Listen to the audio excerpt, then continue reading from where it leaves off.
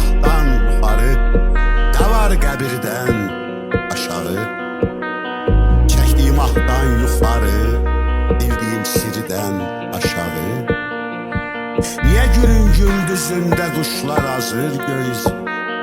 Göz yaşları quş gözündən tökülür, dən aşağı. Demək biz kuş deyilik, Allah'a tanış deyilik. İndi nə faydası, zülmətin hiç qaydası, alışya qaytar balansı. Zamanımız azalır, tökdüm gördüm fanusu, sönün olan şamların yanması. Sanırdım qəlbimi parladır, sən demə bitirir ağrımı. Üç bucaq içində ağlar göz damlası, bəlkə dedim qandırar hər hansı sözüm qanması. Göz yaşım mücəvhər, gözlərin almazmı?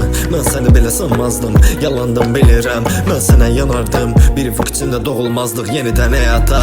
Yeni diyarı qoyarsan bədəyaqda, iki fincan çay qarşımda soyur, sən tərəf boş qabağımda. Əksik olmur silahımın içi darağından, qastıqca dartırdı vicdan balağımdan. O qədər şey elədin deyə bilmədim bacarığım bunlar. Bəsli qurtar, məni öldürə bilmərsən belə ucuzluqla. Tuzaqlarla ya da alışmısan min bir qucaqlara. Düşün ki biz hələ tanış deyilik, sevmirik gedən tərəfi seçirik.